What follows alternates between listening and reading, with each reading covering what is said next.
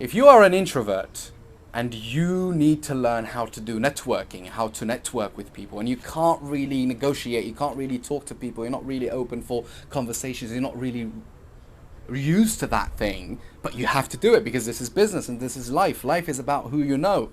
It's not even about what you own, it's about who you know. Because that's how you can leverage people. A good entrepreneur, his basic skill, the best skill that he can have after solving problems is, well, it's part of it, because solving problems is about who you know as well. Hey, there's a problem with the shipment. I need this guy to fix this. Could you call him for me? That's networking.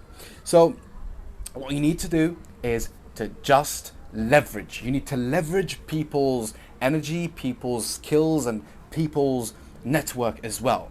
And if you are an introvert, and when you go for business meetings, when you meet a couple of people that you think they are interesting and they might help you in the future, which there is nothing wrong with that, by the way. This culture tries to tell you that you're bad if you're thinking about your own merit, if you think about your own interests when you're talking to people. No, you have to think about your own interests, because the way you do that is by giving first. Because you have to go, when you know people, you just say, like the basic of knowing people is, hey, what can I give you? What can I bring to the table?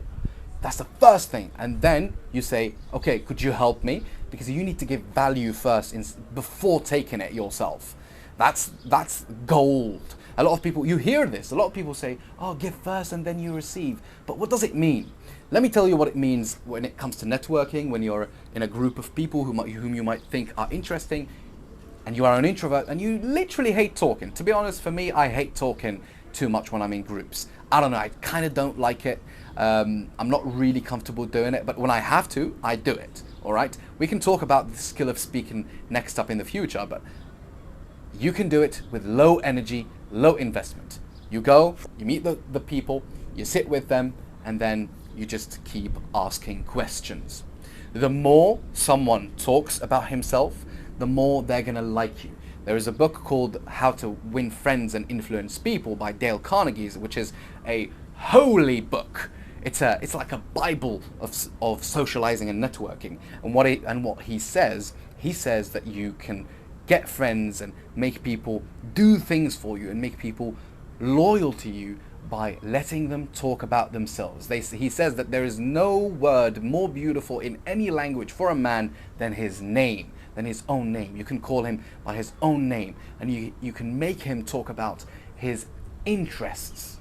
When someone talks about his interests, you are going to win that person 1,000 times over. Nobody in that room or in that group is going to win over that person more than you, because this is a trick which is genuine. It's a kind of a genuine trick that is not for manipulation. You can't really manipulate people if you let them talk about what they want, because this is just you being courteous and learning effective communication.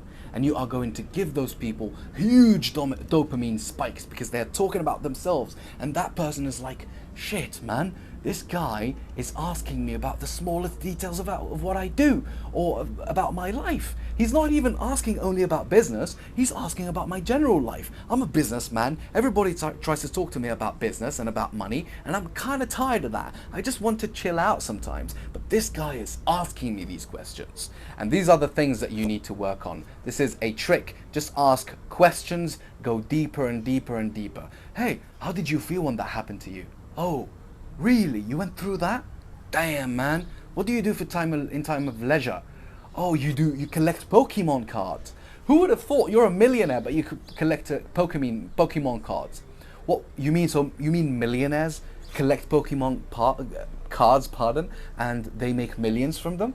Damn, I didn't know about that. Yeah, man. Well, here is a story about me. Yeah.